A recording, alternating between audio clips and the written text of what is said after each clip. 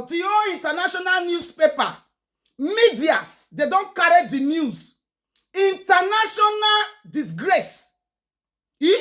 Nigerian police, I not tell you, say this oppression of power because of Egunje will lead you people to disgrace. Eristo tomatoes, come and see your shame in international newspaper, international broadcasting houses. International is standing by the pregnant woman.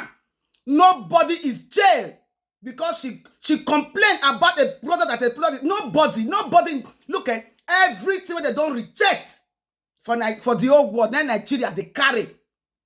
No place for the whole world for the jail anybody where complain about a product. Said it anywhere for talking. You know me. Now in right. Where is our customer services? Where is our customer services defense? Where is they? You know they. You buy Coca-Cola, you not good and you throw. You know they like that for every other place in the world. Make una come here on international disgrace. Come here. One of the listing. International disgrace. One of the listing. Area where a tomato puree review has landed a woman in jail. I'm not making this up. A woman put up a Facebook post. She complained about a tomato mix. She said it was too sweet. And the Nigerian police decided to arrest her. Okay. She now faces multiple cases. Up to 7 years in jail and a fine of 5 billion naira. Okay, billion. $3 million US. For a local seller. $3 million and 7 years in jail. All for a bad review of tomato mix. Hey. How is this kind of puree persecution possible? It's possible in Nigeria. The Nigeria Cybercrime Prohibition Act brooks no quarter. Before we get to the legal details, let's look at how we got here. What happened? The alleged crime took place last September, on September 17th. That's when our reviewer put up her Facebook post. Her name is Chioma Okoli. She is 39 years old, a mother of 3, and presently expecting her 4th child. She is an entrepreneur, a small-scale importer of children's clothes. She lives in Nigeria's financial hub, Lagos. On September 16th, a day before she put up the post, she went and bought the tomato mix. Her usual brands were out of stock, so she decided to try a different one. Before using the puree, she decided to taste it, and clearly she was not a fan. So she took to Facebook to air her grievances. She claimed the puree was too sweet, that there was too much sugar in it. And she asked her Facebook followers for their opinion. Now this set off a furious online debate, apparently with a puree maker's relative, or at least an ardent fan, someone calling themselves Blessing. Now, Blessing began the accursed chain of retribution. They told our reviewer not to bring her problems on social media and she should call customer service instead. Or just choose a different tomato mix brand. Sounds like every other social media stranger looking to pick a fight. So our reviewer shot back. She told Blessing that the sauce was pure sugar and that it was killing people. Now, up to this point, what do you think? Normal, heated debate on social media, right? Nothing insidious. Nothing. Well, 7 days later, our reviewer was arrested. Apparently, the Nigerian police think she was part of a criminal conspiracy. I'm serious. This is what she has been charged with. Plotting to instigate people against the tomato mix maker. Not just that, she was charged with intentionally making false claims online, an offense under Nigeria's Cybercrime Prohibition Act. She faces 7 years in prison in this conspiracy case and 3 years and a fine on the false information charge. But this is not even the worst part. Her arrest itself was horrifying. She says she was picked up from a church by officers in plain clothes. She was put in a holding cell without a place to sit and a leaky roof. She spent the night awake. The next day, she was flown out of the city, taken from Lagos to Nigeria's capital, Abuja. Have you ever heard of something like this? Someone being transferred to another city over a Facebook post about tomato puree. Just tomatoes. Nigeria's police force is quite proud of their approach, though. They say there is no sentiment in law. But seriously, does the Nigerian police really have no other crimes to solve? They don't have. Have they eradicated every other injustice in the country? Okay. That they have the time to transport a source reviewer? After being taken to Abuja, the reviewer was released the next day. She posted bail and promised to make a public apology to the puree company. She says that promise was made under duress, so now she will not apologize. The police tried to arrest her again in January. Meanwhile, Nigerian courts have started hearing the case, and there's no guarantee that the courts will throw it out. This has led to public anger in Nigeria. Hey, Protests have been on it's a for national months. disgrace. The authorities are not budged, though. There are limits to the freedom of speech and expression, and in Nigeria, a bad tomato puree review breaches that limit. Now, we believe that cyber crimes and hate speech should be prosecuted anywhere in the world.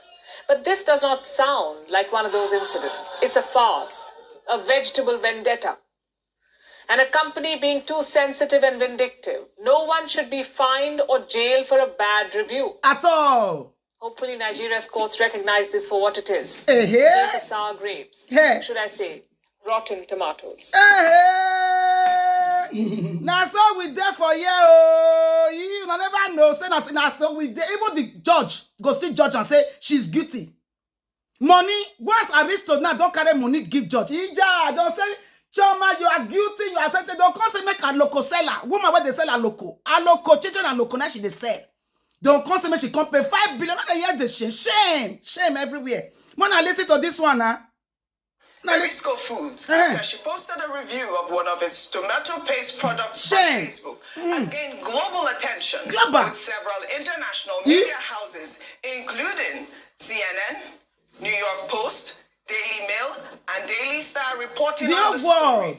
Okoli is being charged with breaching cybercrime laws and is facing up to 3 years in jail or a fine of 7 million naira. Very, very unprofessional. Police, unprofessional police. 7-year sentence if convicted of conspiring against the company.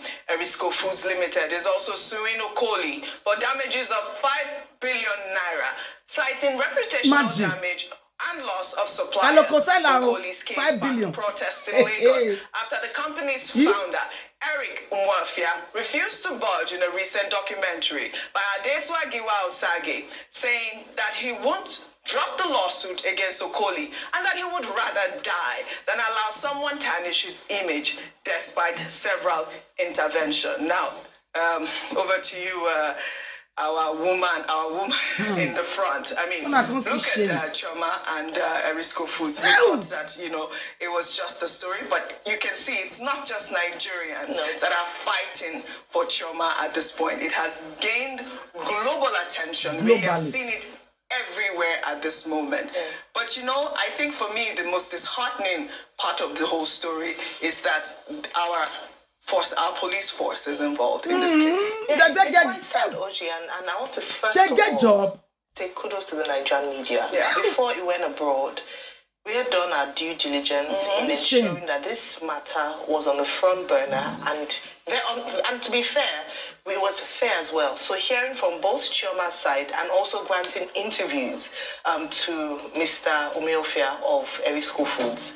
And like you mentioned, both sides of the matter were presented, and it outraged a number of people except the police, who instituted a case against Chioma, who were accused of intimidation and bullying, especially when officers were sent to her home and surrounded her home, to arrest her. And despite court injunctions, she's been represented by Nibe Hefion, whom also came on the show.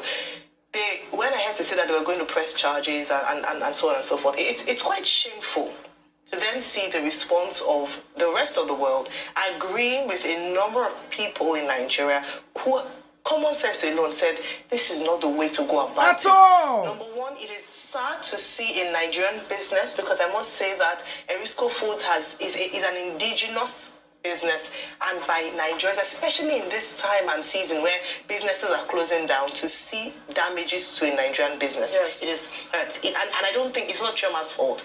I believe they did this to themselves by the way they handled what was a representation of her own experience of using their products.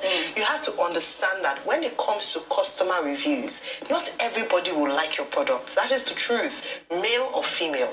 Now, the way a company then responds to this could change the trajectory of the organization, could actually be good PR for the organization. So I want to first of all ask him to fire all those who gave him bad advice to pursue this path and say that he was going to go in for the jugular and going to a young woman who wrote a Facebook post. A pregnant woman. I still think it's still redeemable, and I hope it's still redeemable. I hope that pride and interviews he's done would not prevent him from